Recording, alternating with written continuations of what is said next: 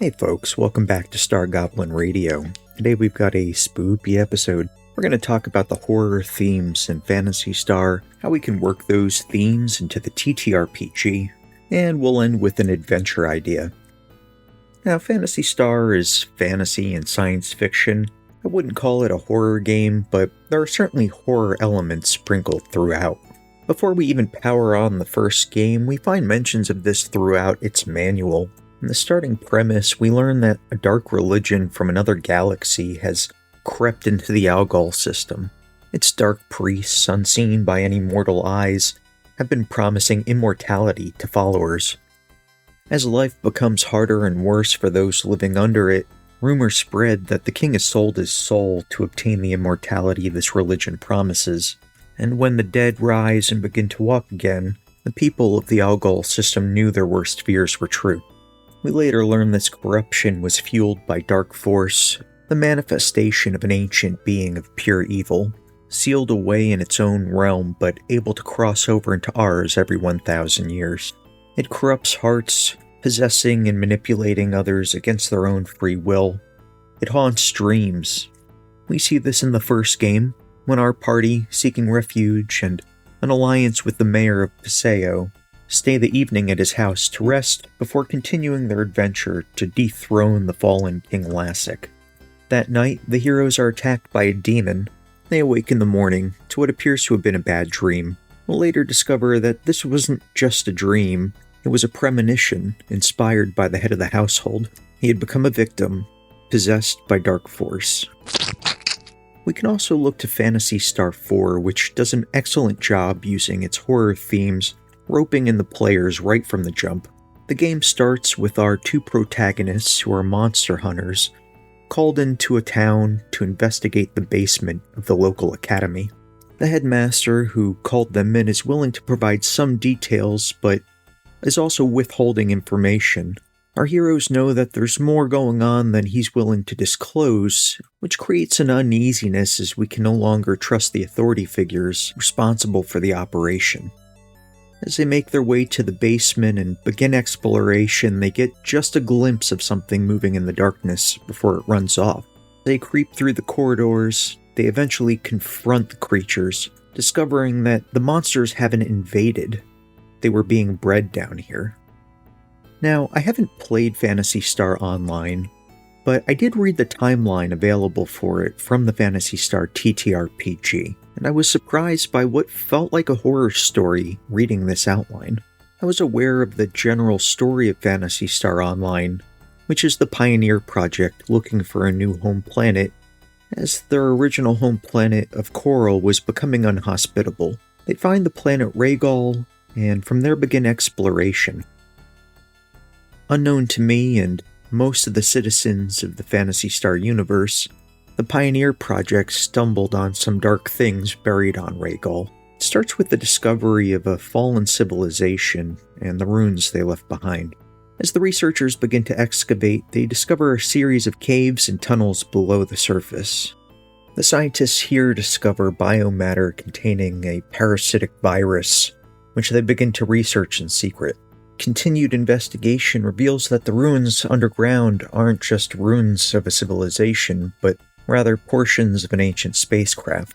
When members of the research team are killed by something in the deep, the military is sent in, led by Commander Flowen. His team manages to kill the creature, though all perish in the battle except for Flowen himself, who is wounded by it. While receiving medical treatment, Flowen discovers he's contaminated, infected by the parasitic virus. With no way to stop its spread through his body, Flowen agrees to become a test subject under the agreement that Rhaegal be quarantined and deemed unsafe for migration and settlement. The government agrees, with no intention of keeping its promise. They continue to test on Flowen, looking for a way to weaponize the virus, and announce publicly that Rhaegal is deemed safe and open to begin settling. My understanding is PSO is in no way a horror video game. There are just horrific elements in its plot, but without having played it, my imagination took over, and as I pictured it in my mind, the sinister plot of a government who's supposed to protect its people, lying to them, to use them as secret test subjects, the discovery of the remains of an unknown ancient alien civilization, parasitic alien contaminants, and some unknown creature living below the surface all created a story so that the Phantasy Star Online in my head was a horror story. These horror elements are in most of the Phantasy Star games, they're just not presented in a way that they're front and center. But just like the introduction to Phantasy Star 4, we can lean into the horror element to captivate our players.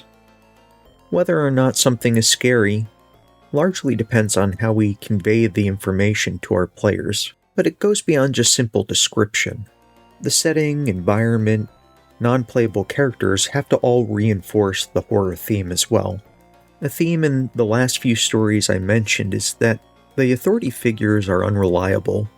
They all are withholding or lying about information, and that creates a sense of unease when you don't know who you can trust and the people you should be trusting show signs of manipulation and secrets. It can create a sense of paranoia for your players, which can in turn allow their imaginations to take over. And imagination is the scariest thing. Everybody has different fears, and whatever the most scary thing is different for every individual. The longer that you as the storyteller can drop hints about what the players are dealing with, without directly showing and revealing to them, the longer they're forced to imagine what it possibly could be. And what it possibly could be is usually scarier than what it is. A monster is always scariest right before we see it. In Phantasy Star 4, the game's creepiest at the introduction. Once we see the monsters in the basement, once we start slaughtering hordes of them, they're not as creepy as that very first glimpse. So if you want to hold on to the horror element for as long as possible, have the players deal with whatever the side effects of the horror are. Instead of directly confronting the creature that is spreading the parasites, first the players have to deal with those infected. Instead of seeing the demon right off the bat, players instead first have to deal with his dark cultists, who are obsessed and willing to slay themselves even before sharing any information about their Dark Lord. The TTRPG also provides us some variant rules on dealing with mental stress and fear. These optional rules can help reinforce the themes of horror in our games, but they're not required to tell a horrifying story or even instill fear in your players as opposed to their characters. If you do use these rules, there's a few things to keep in mind. The fear mechanic triggers when characters see something particularly horrifying. When observing one of these horrifying events, they have to make a wisdom saving throw. The spoopier it is, the higher the DC. By default, if they fail to hit the target number to save, the character becomes frightened. When they're frightened, they have disadvantage on all of their rolls, meaning they roll twice and keep the lower, and they can't willingly move towards whatever the source of fear is. We also have additional suggested effects of being frightened, which are things like being forced to run away in fear, or being frozen in fear. These detriments can make a lot of sense for the way somebody would act if they really were afraid. But something else to keep in mind is our players aren't just playing people, they're playing heroes. And they're playing heroes in a game. If a character is forced to run away in fear, the player has essentially lost control of their character. And if a player's character can only take one out of their normal 3 actions on their turn becomes very limited and a lot less engaging. So keep this in mind if you're using these rules. I think that the frightened condition is a better example of how to run a character dealing with fear, where they can still act just at a penalty, and penalties tend to allow the player to still do things, still engage, still have fun, but they might be using more fate points or having to find clever ways to overcome some of these penalties to still accomplish what they want to achieve. Well, hey, I didn't spend all those years playing Dungeons & Dragons and not learn a little something about courage. Now, if we look at mental stress, we see that it functions somewhat similar to fear, where the character makes usually a wisdom saving throw, but sometimes an intelligence or charisma saving throw, and when they fail, the character can take psychic damage. This is a pretty good mechanic and representation of a character receiving stress and it having an impact on the character's mind. I would argue you could also use this for the impact of fear. Psychic damage makes sense for both of these, and it's a type of detriment that impacts the players requires them to use their resources to survive, but doesn't suck the fun out of the game. The book has suggested short-term, long-term, and indefinite effects of mental stress. Some suggestions from this rule is a character impacted by this sort of stress becomes stunned and maybe hallucinates for 1 to 10 minutes at short term, several hours for long term, or at its most severe, indefinitely until removed by Do Rinpa, which is a high-level healing spell. These effects are extremely severe, and if you're going to run a game using them, you definitely want to talk to your players before you start running it. Let them know going into the game that you are running a horror game where characters are prone to bouts of fear and insanity, and they can build characters that fit those themes and expect these sorts of effects to impact their characters. Some players might have no interest at all in being involved in a game like this, and in my experience, using drastic rules like these are best for one-shot stories, a single-night gaming session where players aren't really that attached to their characters, and they know going into it there's a good chance that the party's going to get wiped out, and that can be fun if people are expecting it. But if you're telling Phantasy Star stories and want to tell a horror episode, you don't need to implement these rules to pull it off. In a typical Phantasy Star story, if a hero is going to suffer from a bout of mental illness, I like to leave that up to the player. If the person playing a character thinks it would be fun to roleplay their character dealing with fear, dealing with extreme stress and snapping in a moment, I leave that up to them. There's a big difference between a player choosing for their character to suffer from a bout of psychosis and a GM forcing it on their character. When these things are forced on a character, the player no longer gets to determine what their character's personality is like, or how their character responds in a situation. So keep that in mind as you're looking at these rules, and if you want to up the risk by including them, using the frightened condition and using psychic damage are probably the best bet in a standard Phantasy Star game. I got the idea for doing this episode while dumping almost 60 hours into a game called System Shock 2. It was re-released this year for its 25th anniversary, and I play it every couple years and always have. It's one of my all-time favorites. It's a horror sci-fi game with some RPG elements, and while trying to get all the achievements in the game, I came to the realization that it would fit right in and make an excellent Phantasy Star story. There are rogue AI, robots, lightsabers, biomonsters, even techniques and caster kits. It even supports 4-player co-op, which just so happens to be the magic number of players in a TTRPG. So I'm going to tell you the tale of System Shock 2 in the Phantasy Star universe. Hopefully you can borrow some of these ideas and find inspiration to weave into your own Phantasy Star stories. Spoilers ahead. Our story takes place in the deep void of space, on board a large starship whose primary purpose is research and exploration. While not as large as a colony ship, this ship does house many personnel, being the size of a small city. Our player character is awake unexpectedly, coming out of cryo-sleep. Disoriented and confused, they soon realize everything is not alright. As they explore their surroundings, they find the ship is damaged. Systems that should have power don't, and signs everywhere that the crew members who should be occupying the stations have fallen victim to something horrible. The first living person the party comes across doesn't have a face, just a voice over the communications. They're the head of science and research on board the ship.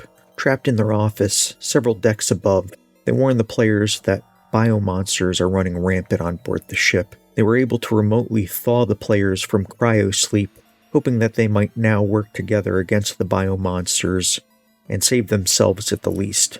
To reach their guide and hope to plan an escape, the players are going to have to get power back to the elevators, taking service ducts from their floor to the engineering deck. The players occasionally find crew members. Those that don't lie defeated are instead animated by parasitic biomonster worms. While they lurch and shamble and attack the players, these animated corpses still have a semblance of their old personalities, begging the players to run or pleading with them for forgiveness. Everywhere the party goes, there's a sense of isolation, Other than the head of science, who they can occasionally communicate with for direction, the only signs of life the players come across are harrowing crew logs that document the horrors that unfolded while they slept. The time is 16:30. Autopsy subject A. Watson. Now we're going to make the first incision in... Hold him down. I'm trying! I'm trying!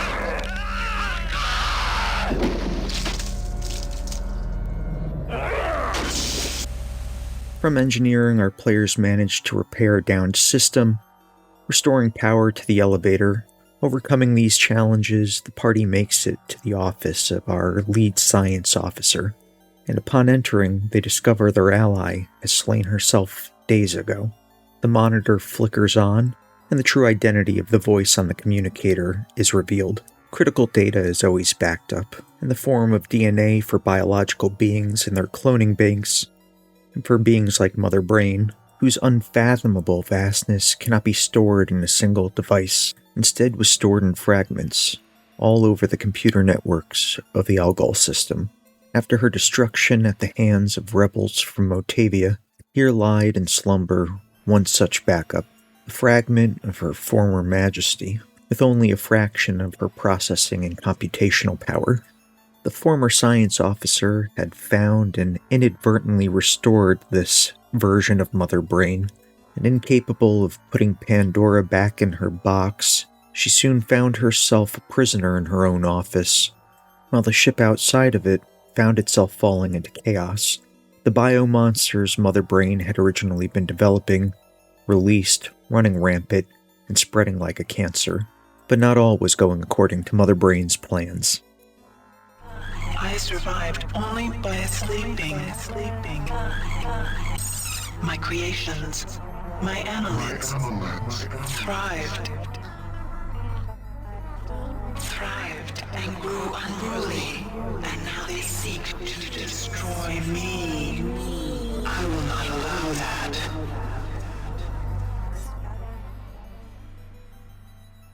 Unable to control her creations, she was now at risk of destruction a second time.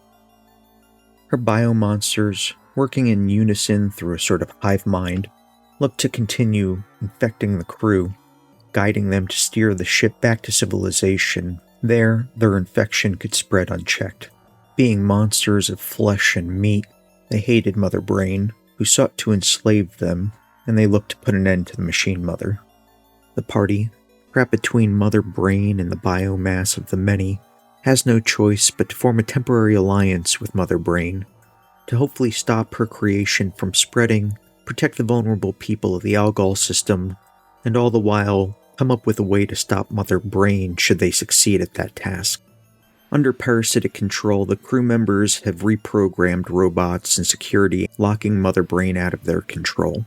The parties explore the vessel, looking for a way to break this control and find some way to stop the biomonsters from multiplying and spreading. In addition to fighting these biomonsters and automatons, the party faces many other challenges.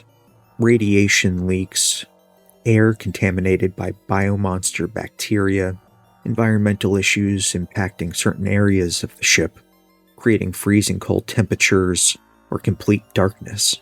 And at one point, damage to the ship requires the crew to either reverse gravity or completely disable it to navigate through areas that are now otherwise impassable due to structural damage. As the main characters find the escape pods, they discover to their horror that the biomass of the many has grown and become so bloated that it now encompasses the entire starship. They have no choice but to board one of these escape pods and launch themselves into the literal belly of the beast. Within the biomass of the many, the party must fight its way to the very heart, or in this case, the very brain, of the many. Here in the biomass is an enormous brain, controlling and directing all of the parasites and biomonsters that are part of its hive mind. It's guarded by its biomonsters and itself is capable of powerful techniques. But upon its destruction at the hands of our player characters, the hive mind is broken, its servants, now mindless, begin to collapse and fall, and its biomass withers and decays on the hull of the ship.